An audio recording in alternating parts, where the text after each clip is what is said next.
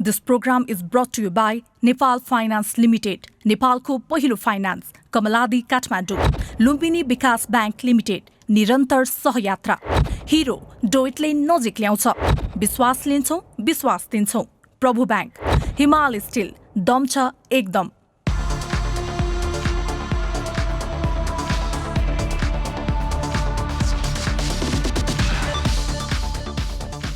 दर्शकबिन नमस्कार, कार्यक्रम ग्ल्यामर गफमा यहाँलाई हार्दिक स्वागत छ। दर्शकबिन गत साताको हाम्रो एपिसोडलाई हेरेर जुन प्रकारको यहाँको रेस्पोन्स आयो, जुन प्रकारको क्रिया प्रतिक्रियाहरू आए, त्यसका लागि धेरै धेरै धन्यवाद। र आजको एपिसोड पनि त्यस्तै बनाउने प्रयास गर्नेछौँ। हजुर, आजका लागि हामीले एकजना यस्ता व्यक्तित्वलाई यहाँ निम्त्याएका छौँ। वास्तवमा उहाँलाई हामीले भन्नुपर्दाखेरि कहिल्यै लोड सेडिङ नहुने व्यक्तित्वका रूपमा उहाँको चिनारी गरिन्छ। हजुर, उहाँहरू कोही नभएर पत्रकार ऋषि धमला हुनुहुन्छ। त्यसो त ऋषि धमला चिनाइरहनु पर्ने नाम भने पक्कै होइन। पत्रकारिता क्षेत्रमा र विशेष गरी टेलिभिजन पत्रकारिता क्षेत्रमा ऋषि धमलालाई नचिन्ने सायदै होलान्। 2032 साल कार्तिक 7 गते धादिङको च्याम्रुङमा जन्मिएका ऋषि धमला 2045 साल ताका काठमाडौँ छिरेका थिए।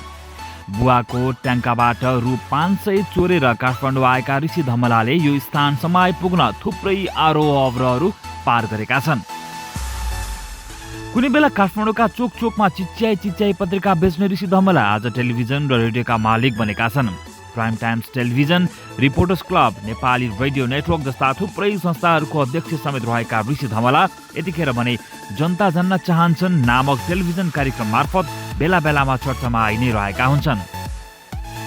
थुप्रै राजनीतिक नेताहरूसँग नजिकको सम्बन्ध राखेका ऋषि धमला थुप्रै चलचित्रकर्मीसँग पनि उत्तिकै निकट छन्। त्यसो त ऋषि धमला चलचित्र निर्माता पनि हुन्। उनले लगानी गरेको चलचित्र अनुराग बक्स अफिसमा सर्वाधिक असफल रहे तापनि त्यस चलचित्रबाट उनले आफ्नै श्रीमती एलिजा गौतमलाई भने नेपाली रजतपटमा एज अ नायिकाका रूपमा चिनाउन सफल भए। यतिखेर उनकी श्रीमती एलिजा पनि व्यस्त मोडलका रूपमा चिनिन्छन्।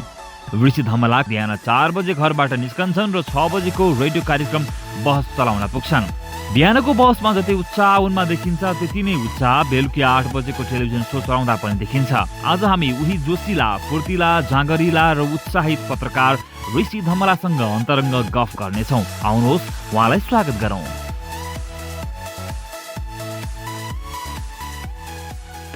नमस्कार प्रकाशजी, के छ हालखबर? एकदम ठिक छ। ठिक हुनुहुन्छ? तपाईँ के खानुहुन्छ? यस्तो आजको यो उमेरमा पनि उत्तिकै तरोताजा देखिनुहुन्छ, उत्तिकै उत्साह छ। अघि मैले कार्यक्रमको सुरुमा परिचय गराउँदा पनि यहाँलाई कहिल्यै लोड सेडिङ नहुने व्यक्तिका रूपमा परिचय गराएँ। खानु चाहिँ के हुन्छ? तपाईँ? म पानी खान्छु बिहान उठेर। सबभन्दा पहिला पानी खान्छु 4 गिलास तातो पानी, मन तातो पानी। त्यसपछि म केही खान्न। त्यसपछि म रेडियोमा पुग्छु, नेपाली बहस चलाउँछु। तातो पानीकै करामत हो त? एकदम तातो पानीको करामत।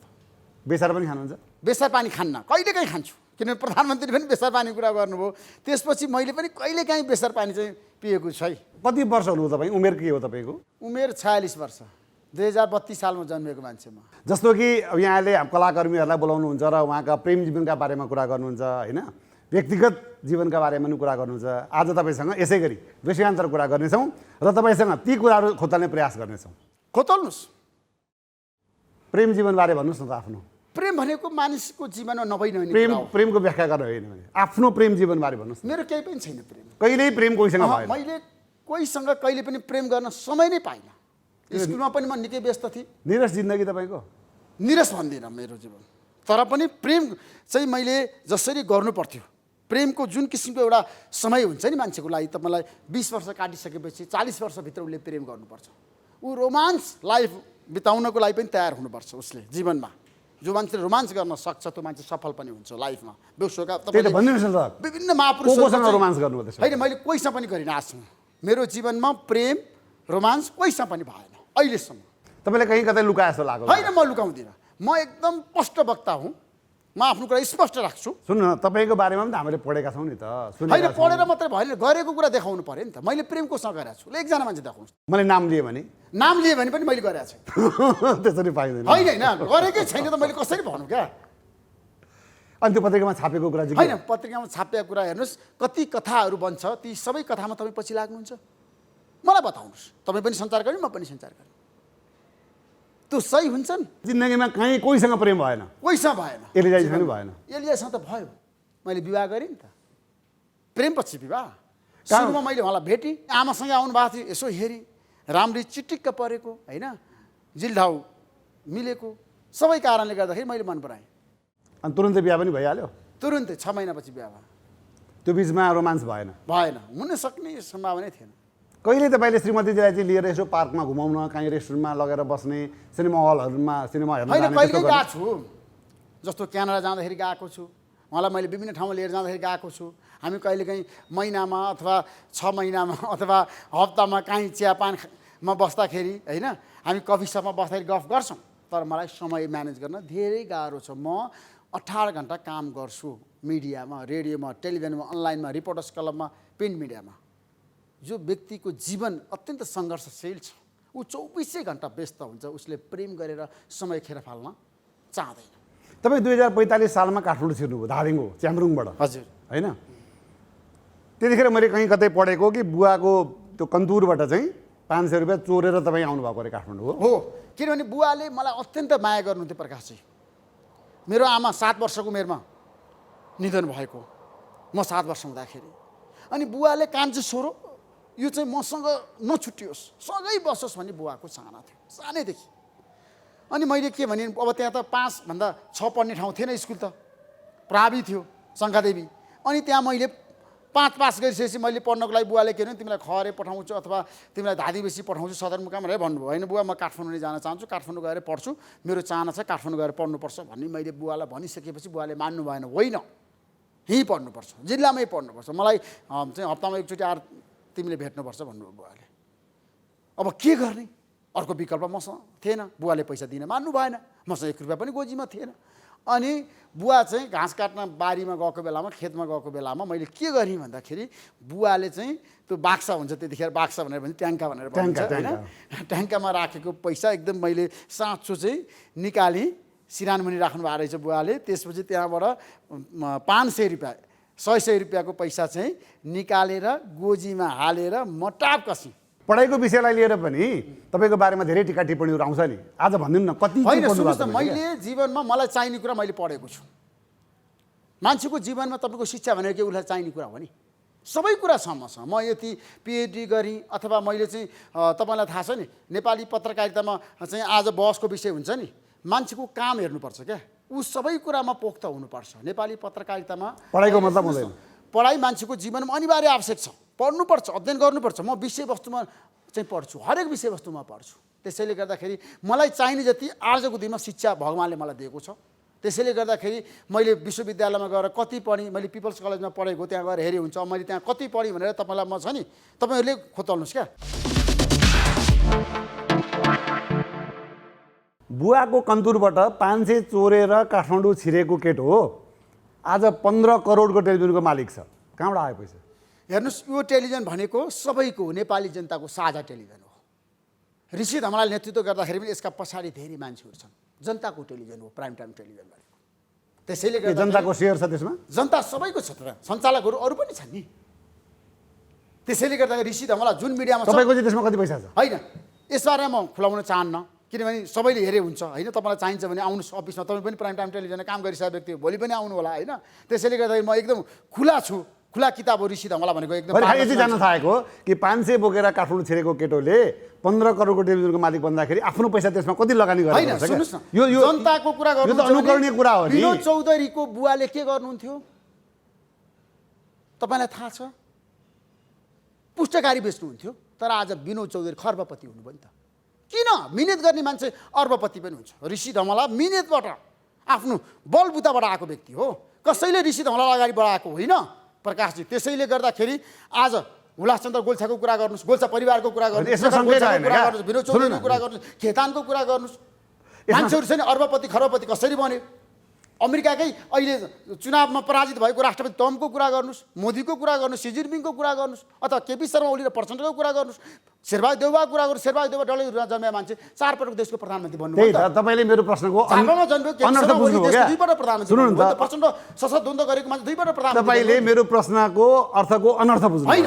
म भन्दैछु नि त, मैले भन्नुभयो नि, सुन्नु न, मेरो टेलिभिजनमा कति मेरो लगानी छ, अब 15 करोड रुपियाँ ऋषि धमलाले कसरी लगानी गर्यो भन्ने कुरा उसले गरेको कामको मूल्याङ्कन गर्ने कि नगर्ने गर्ने अनि त्यही त यो उसले त त काम गरेको छ नि यो देश र जनताको लागि समर्पित भएको छ नि मसँग रेडियो पनि छ टेलिभिजन पनि छ अनलाइन पनि छ पत्रिका पनि छ भोलि त्यो त मेरो मिहिनेतको फल हो नि त मैले गलत काम गरेर आसँग 1 रुपियाँ पनि पैसा कमाइन र म कमाउँदिनँ नेपाली पत्रकारिता म मिहिनेत गरेर कमाउँछु म बिल्कुलै मैले जान्न चाहेको कुरा चाहिँ के हो भने यो अन्तर्वार्ता यो आजको हाम्रो कार्यक्रम चाहिँ सबै सङ्घर्षशील जो पत्रकारिता क्षेत्रमा लागेर सङ्घर्ष गरिनु भएको छ उहाँहरूका लागि चाहिँ अनुकरणीय र उदाहरणीय अन्तर्वार्ता बनोस् भन्ने चाहेर त्यो कुरो मैले प्रश्न सोधेको हो मैले सुन्नु न म भन्छु एउटा श्रमजीवी पत्रकारले चाह्यो भने टेलिभिजन ल्याउन सक्छ भन्ने कुरा मैले देखाएको मैले छु गर्न खोजेकै त्यही हो भन्नु न त कसरी श्रमजीवी पत्रकार जसले अरूको टेलिभिजनमा मैले धेरै काम गरेँ मैले अरूको मिडियामा अरूले सञ्चालन गरेको मिडियामा मैले करिब 25 वर्ष नेपाली पत्रकारितामा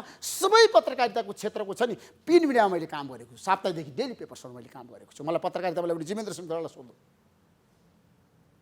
मैले किनभने नेपाली पत्रकारितामा सबै विधामा मैले काम गरेको छु तपाईँ जसरी काठमाडौँ आउनुभयो त्यो बेला सङ्घर्षका दिनहरू थिए 500 रुपियाँ त आएर सिद्धियो तपाईँको होइन अनि बाँच्नको लागि तपाईँले चाहिँ काठमाडौँमा त्यो बेलुकाको पत्रिका या बिहानको पत्रिका चाहिँ बेच्दै हिँड्नुहुन्थ्यो बाटो होइन पत्रिका बेच्नु के गलत काम हो त होइन मैले खालि जान्न चाहेको काम गर्ने कुरा गलत काम हो त होइन हो भारतीय प्रधानमन्त्री नरेन्द्र मोदीले चिया पकाउनुहुन्थ्यो चिया बेच्नुहुन्थ्यो उहाँले गलत काम गर्नुभयो त मलाई बताउनुहोस् न तपाईँ म जान्न चाहेको छु काम गर्छ त्यो मान्छे सफल बन्छ म पनि कामबाट आएको मान्छे 46 सालको जनआन्दोलनलाई सफल पार्नको लागि मैले त्यतिखेर मिसन पत्रकारिता गरेको थिएँ समालोचना दैनिक मार्केटमा लिएर जान्थेँ त्यो चाहिँ हो कि होइन सिस्टमको लागि त्यो एकदम हो पत्रिका बेच्नु एकदम समालोचना दैनिक मैले बजारमा लिएर गएको छु म झुटो बोल्दिनँ त्यतिखेर रामचन्द्र भट्टराईलाई सोध्नुहोस् जीवेन्द्र सिंहलाई सोध्नुहोस् उहाँले पत्रिका निकाल्नुहुन्थ्यो कसैले लान मान्थेन बजारमा त्यतिखेर किनभने पञ्चायती शासकहरूले समात्ने डर हुन्थ्यो ओहो हामी यो पत्रिका बजारमा लान सक्दैनौँ यो पत्रिकालाई हामीलाई वितरण गर्यो भने त थुन्छ भनेर कुनै पनि मान्छे तयार थिएन ऋषि धमलाले त्यो पत्रिका बजारमा लिएर जान्थ्यो किन सिस्टमको लागि प्रजातन्त्रको लागि ऋषि धमला 14 वर्षको उमेरमा जेल परेको छ 7 दिन यही पत्रिकाको कारणले गर्दा समालोचना दैनिकमा काम गरेको कारणले गर्दाखेरि प्रकाशजी मैले जान्न चाहेको नि यही हो मलाई डेमोक्रेसी चाहियो एउटा श्रमजीवी पत्रकार होइन एउटा सङ्घर्षशील पत्रकारको जीवन कथा आज दर्शकहरूले बुझुन् र भावी पिँढीले यो शिक्षा लिउन् भनेर मात्रै मैले किनभने मान्छेले छ नि काम गर्नुपर्छ भन्ने कुरा मैले सुरुदेखि नै मैले बुझेको हुँ समालोचना दैनिक भन्ने पत्रिकाको चाहिँ हकरका रूपमा पनि तपाईँले होइन हकर भन्नुहोस् जेसुकै भन्नुहोस् शब्द तपाईँले जेसुकै चयन गर्नुहोस् गिरिजाप्रसाद कोइरालाले पनि भन्नुभएको थियो नि त म हकर हुँ भनेर भन्नुभएको थियो नि त त्यतिखेर बिपी कोइरालाले तारानी प्रसाद कोइरालाले पत्रिका निकाल्नुहुन्थ्यो म लगेर बेच्थेँ भनेर गिरिजाप्रसाद कोइरालाले भने होइन काम गर्नु गलत कुरा हो एउटा हकर एउटा पत्रिका बेचेर आएको मान्छे आज यत्रो टेलिभिजनको मालिक छ यत्रो एफएम चलाएको छ यत्रो रिपोर्टर्स क्लब चलाएको छ होइन यो त उदाहरणीय कुरा हो नि यो त प्रशंसनीय कुरा हो यही चाहिँ सेयर गर्नुहोस् भन्न खोजेको मैले तपाईँलाई त्यतिखेर पनि मैले पत्रिका मार्केटमा किन लिएर जान्थेँ भने प्रजातन्त्रको लागि कोही मान्छेले पत्रिका लिएर जान डराउँथे ऋषि धमला एकदम निर्धक्क रूपमा गएर प्रजातन्त्र चाहियो प्रजातन्त्रको लागि अब आन्दोलन गर्नुहोस् भन्ने मान्छे म हुँ त्यतिखेर 46 सालको जनआन्दोलनमा 14 वर्षको ठिट हो गणतन्त्र ल्याउन पनि ऋषि धमलाले महत्त्वपूर्ण भूमिका निर्वाह गरेको छ प्रचण्डलाई सोध्नुहोस् गिरिजाप्रसाद कोइरालालाई सोध्नुहोस् गिरिजाप्रसाद कोइरालाले राति राजाले कु गरिसकेपछि तपाईँलाई म एकदम नयाँ कुरा बताउन चाहन्छु खुलासा गर्न चाहन्छु राजाले माघ 19 गते कु गरिसकेपछि माघ 27 गते गिरिजाप्रसाद कोइराला नजरबन्दमा हुनुहुन्थ्यो उहाँले मलाई बोलाउनु राति 2:30 बजे 2:30 बजे जाडो थियो त्यतिखेर ठन्डी थियो म पुगेँ गिरिजाप्रसाद कोइराला कहाँ र उहाँले भन्नुभयो ऋषि तिम्रो भारतसँग राम्रो सम्बन्ध छ तिमी भारत जानुपर्छ र नेपालमा प्रजातन्त्र ल्याउनुपर्छ लोकतन्त्र ल्याउनुपर्छ त्यसमा अब म माओवादीसँग संवाद गर्न चाहन्छु माओवादीसँग कुरा गर्न चाहन्छु प्रचण्डसँग कुरा गर्न चाहन्छु भारतको ग्रिन सिग्नल हुन्छ हुँदै तिमीले बुझेर आऊ भनेर गिरिजाप्रसाद कोइरालाले भनिसकेपछि म रातारात भारत गएर भारतीय नेताहरूलाई भेटेर गिरिजाप्रसाद कोइरालालाई भारतीय नेताहरूले के भन्नुभयो भन्ने कुरा सबै ब्रिफिङ गरिसकेपछि गिरिजाप्रसाद कोइरालालाई 12 बुँदे सम्झौता प्रचण्डसँग गर्ने भएँ म अब नेपालमा 7 दलसँग मिलेर आन्दोलन गर्नको लागि गिरिजाप्रसाद तयार भयो भनेर उहाँले आन्दोलनको घोषणा गर्नुभएको हो म भने सिस्टमको लागि लडेको मान्छे लोकतन्त्रको लागि सँगै लोकतान्त्रिक गणतन्त्र नेपालमा प्रजातन्त्र आउनमा सबैभन्दा प्रमुख भूमिका ऋषि धमलाको रह्यो एकदम पत्रकारिताको माध्यमबाट म एकदम तपाईँ ढुक्क हुनुहोस् गिरिजा बाबुले चाहिँ तपाईँलाई इन्डिया पठाउनु भयो दूतका रूपमा किनकि तपाईँको इन्डियाका नेताहरूसँग राम्रो सम्बन्ध थियो कसरी सम्बन्ध बनाउनु सम्बन्ध हुन्छ मेरो अहिलेको रक्षा मन्त्री राजनाथ सिंहसँग एकदम घनिष्ठ सम्बन्ध छ त्यो त कसरी बनाउनु भयो उहाँ रिपोर्टर्स क्लब नेपालमा आएर धेरै पटक बोल्नु भएको छ किन भारतीय शीर्ष नेता हो राजनाथ सिंह भन्यो किन आएर बोल्नुभयो प्रणब मुखर्जी बितेर जानुभयो उहाँ रिपोर्टर्स क्लबमा आएर किन बोल्नुभयो करण सिंहले किन बोल्नुभयो दिग्विजय सिंहले किन बोल्नुभयो? भारतीय शीर्ष नेता दिग्गजहरूले किन बोल्नुभयो? होइन मैले जान्न चाहेको सिद्धराम येचुरीले किन बोल्नुभयो? मैले शरद जान्न यादवले किन चाहेको चाहिँ के हो बोल्नुभयो? भने नि ऋषिजी यतिका भारतीय नेताहरूसँग तपाईँको यस्तो घनिष्ठता कसरी भयो? नीतिश कुमारले किन रिपोर्टर्स क्लबमा आएर बोल्नुभयो? बिहारको मुख्यमन्त्री ऋषि धमलाको मित्रवत सम्बन्ध भएको। त्यही त म जान्न चाहेको चाहिँ यतिका भारतीय नेताहरू प्रख्यात नेताहरूसँग तपाईँको जुन नजिकको सम्बन्ध भयो नि कसरी भयो? त्यो त हुन्छ, सम्बन्ध मेरो सबैसँग राम्रो छ। नेपालको सबै पोलिटिकल पार्टीको शीर्ष नेताहरूसँग मेरो सम्बन्ध राम्रो छ। केपी ओलीसँग, प्रचण्डसँग, शेरबहादुर देउवासँग, माधव नेपालसँग, झलनाथ खनालसँग, रामचन्द्र पौडेलसँग, शशाङ्क शेखर सबैसँग। अनि गिरिजाउसँग चाहिँ अरू कोही मान्छे रहेनछन्, तपाईँलाई नै दुध पठाउनु पर्ने?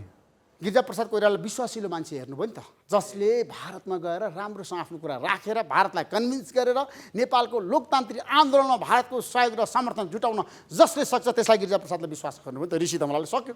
त्यही त हामी त्यसरी बुझौँ, नेपालको प्रजातान्त्रिक आन्दोलनमा ऋषि धमलाको अग्रणी भूमिका छ भनेर बुझ्नुहुन्छ? त्यो त सबैलाई थाहा छ। म त जेल परेको मान्छे हुँ नि त त्यतिखेर पनि। राजाको शासनमा पनि रिपोर्टर्स क्लब नेपाल बन्द गर्ने निर्णय भएको थियो। होइन जेल त अरू काण्डमा पनि पर्नु भएको छैन होइन? होइन, काण्डको कुरा छोडिदिनुहोस्, मैले आसन केही पनि गलत गरेको छैन, त्यो त जस्टिफाई भइहाल्यो नि। अदालतले न्याय दिएन ऋषि धमलालाई निर्दोष भनेर। जीवनमा मैले कसैको लागि कहिले पनि गल्ती गरेको छैन, म गल्ती गर्दिनँ र म गल्ती पनि गर्दिनँ, डराउँदा पनि डराउँदिनँ।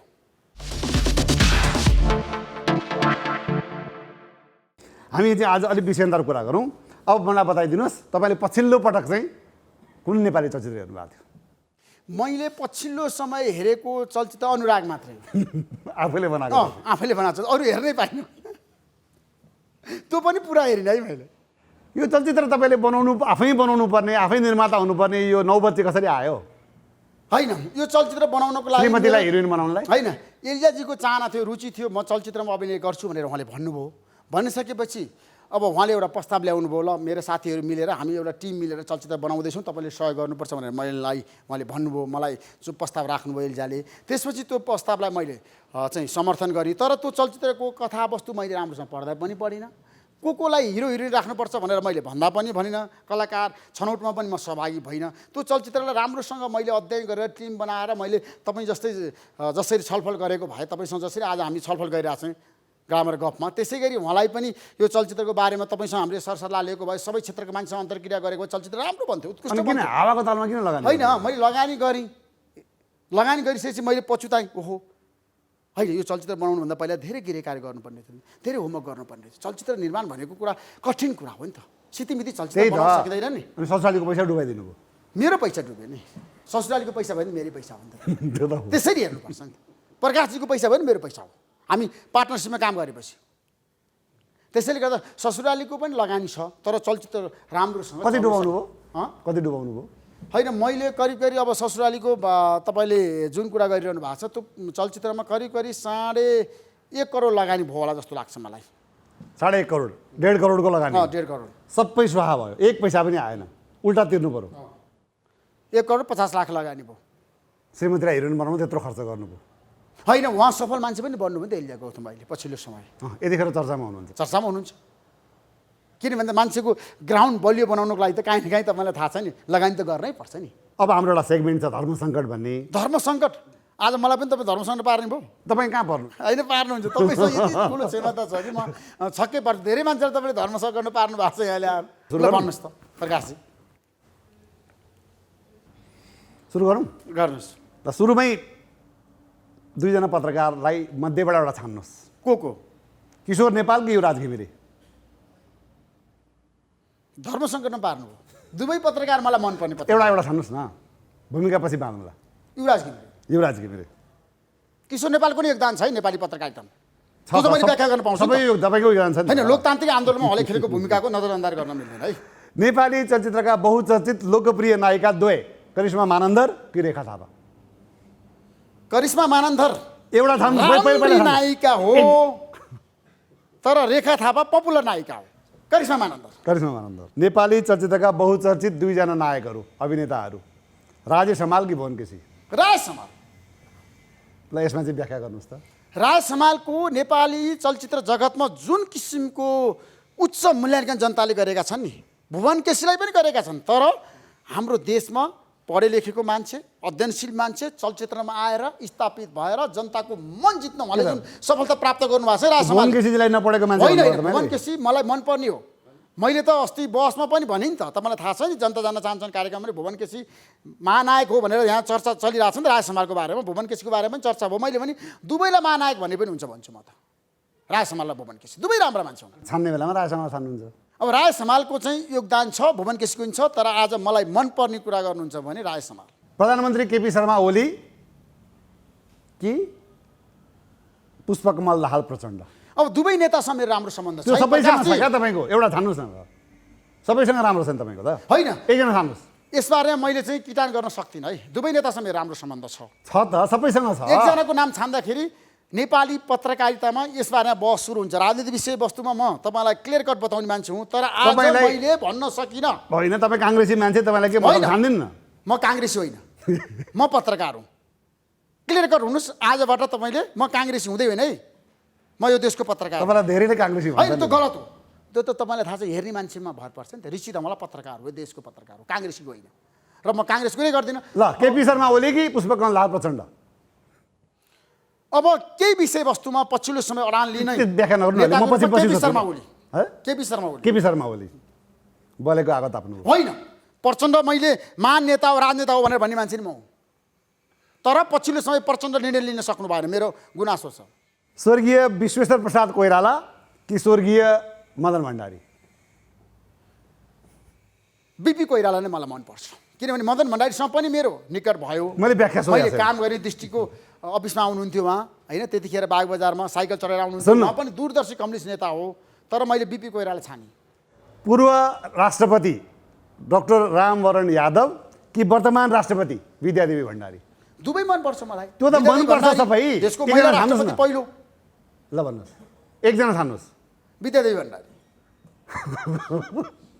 शक्तिका पुजारी तपाईँ होइन म शक्तिको पुजारी होइन रामवरण यादव र विद्यादेवी भण्डारी छान्दाखेरि मैले महिलालाई प्राथमिकता दिनुपर्छ उहाँ यो देशको पहिलो महिला राष्ट्रपति बारम्बार मलाई सबभन्दा मनपर्ने चाहिँ राष्ट्रपति भनेको डाक्टर रामवरण यादव हो होइन रामवरण यादवको बारेमा मैले भने रामवरण यादव मैले मनपर्ने मान्छे भने बारम्बार भनेको छु तर आज देशको छ नि महिलालाई मैले सम्मान गर्नुपर्छ थाहा छ किन छान्दै हुनुहुन्छ नेत्र विक्रम चन्द विप्लव कि डाक्टर बाबुराम भट्टराई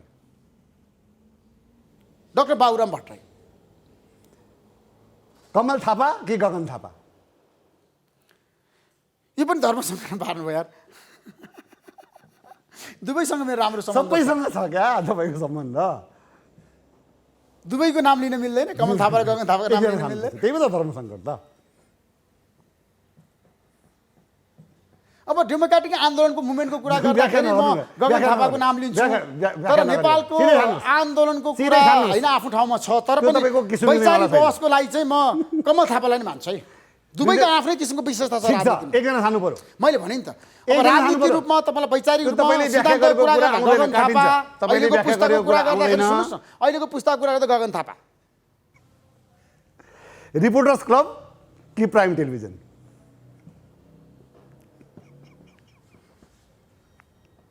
कस्तो प्रश्न गर्नुहुन्छ भने तपाईँ हेर्नु तपाईँको कला पनि गजबको छ क्या अब दुवै संस्था मैले फेरि व्याख्या नगर्नु यसमा रिपोर्टर्स क्लब मेरो पत्रकारिताको सुरुको दिनको कुरा गर्दा रेडियो कार्यक्रम कि टिभी कार्यक्रम मेरो फेरि अब व्याख्या नगर्नु चाहना चाहिँ रेडियो कार्यक्रम किनभने नेपाली बहस ल जनता जान्न चाहन्छन् कि धमलाको हमला जनता जान्न चाहन्छ अब हुन त यो प्रश्न मैले गर्दा उचित हुन्छ कि अनुचित हुन्छ थाहा छैन तैपनि एउटा छानिहाल्नुहोस् है व्याख्या नगरिकन ठ्याक्कै एउटा नाम छान्नुपर्ने हुन्छ एलिजा गौतम कि एरिका गौतम व्याख्या नगरिकन एउटा नाम एलिजा गौतम श्रीमती पछि एरिकाको नाम लिन्छु म हिन्दू राष्ट्र कि धर्मनिरपेक्ष राष्ट्र सेकुलर राष्ट्रकै पक्षमा छु म जनताको म्यान्डेटलाई मैले अस्वीकार गर्न मिल्दैन पूजापाठमा कतिको विश्वास छ गर्छु पूजापाठ मन्दिरमा जान्छु धर्मप्रति मेरो आस्था छ हिन्दुत्वप्रति म सम्मान गर्न चाहन्छु दुईजना हास्य कलाकार जितु नेपाल कि सीताराम कटेल धुर्मुस दुवै मनपर्छ मलाई जितु नेपाल सबै मनपर्छ मलाई पनि मनपर्छ भन्नु न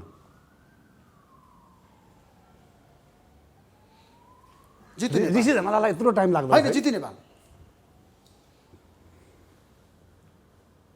अच्छा तीनजना नेताहरूलाई 1 2 3 1 2 3 मा विभाजन गर्नुहोस् है त कार्यदक्षताको आधारमा केपी शर्मा ओली, पुष्पकमल दाहाल प्रचण्ड र शेरबहादुर देउवा। पहिलो केपी शर्मा ओली, दोस्रो प्रचण्ड, तेस्रो शेरबहादुर देउवा। यसै गरी नेपाली चलचित्रका 3 जना नायिकाहरूलाई र्याङ्किङ गर्नुहोस्। रेखा थापा, करिश्मा मानन्दर, निरुता सिंह। रेखा थापा पहिलो, दोस्रो करिश्मा मानन्दर, तेस्रो निरुता सिंह नै हो। अघि छान्ने बेला तपाईँले करिश्मा मानन्दर होइन, छान्नुभएको छ। मैले मनपर्ने कुरा गरेँ तर कामको कुरा गरेको, मैले क्षमताको कुरा गरेको। कार्यक्षमतामा मैले रेखा थापालाई अच्छा एउटा कुरा बताइदिनुहोस् त, सधैँ तपाईँ इन्टरभ्यू लिनुहुन्छ मान्छेलाई बोलाएर, जनता जान्न चाहन्छन् भन्दा आफै जान्न चाहनुहुन्छ होइन? यो अन्तर्वार्ता प्रश्न सोध्न राम्रो के अरे सजिलो हुँदो रहेछ कि उत्तर दिनु सजिलो हुँदो रहेछ? प्रकाशजी, पछिल्लो समय मैले अन्तर्वार्ता लिनुभन्दा पनि दिनु परिरहेछ क्या। धेरै मिडियामा गएर म अन्तर्वार्ता दिन्छु, तर अन्तर्वार्ता लिँदाखेरि पनि धेरै गृह कार्य गर्नुपर्छ। तर अन्तर्वार्ता दिँदाखेरि चाहिँ एकदम सोच विचार गरेर धेरै कुरा छ नि, तपाईँको समीक्षा गरेर बोल्नुपर्छ क्या। त्यसैले गर्दाखेरि अन्तर्वार्ता लिन पनि गाह्रो छ, दिन पनि गाह्रो छ। हस्, कार्यक्रममा आइदिनु भयो, धेरै धेरै धन्यवाद। थ्याङ्क यू सो मच प्रकाशजी, तपाईँको एकदम लोकप्रिय कार्यक्रममा मलाई समय दिनुभयो, म धेरै आभारी छु। यहाँलाई पनि धेरै धेरै धन्यवाद हाम्रो यतिन्जेलको वार्ता सुनिदिनु भयो र जसरी हाम्रा आगामी एपिसोडहरूलाई पछाडिका एपिसोडलाई जुन प्रकारले मन पराइदिनु भएको छ र यसै गरी आजको कार्यक्रम पनि यहाँलाई के कस्तो लाग्छ हामीलाई कमेन्ट गर्नुहोला। जाँदा जाँदै हामीलाई यो लोकेसन प्रोभाइड गरिदिनु हुने हाम्रो हङ्गर हब जुन चाहिँ नयाँ बानेश्वर चोकमा रहेको छ, हङ्गर हबलाई विशेष धन्यवाद दिँदै अर्को साता फेरि नयाँ पाहुनाका साथमा हामी उपस्थित हुनेछौँ। तबसम्मलाई मलाई मेरो इन्टायर टिमलाई बिदा दिनुहोस्। AP1SG भने हेर्दै गर्नुहोला। नमस्कार।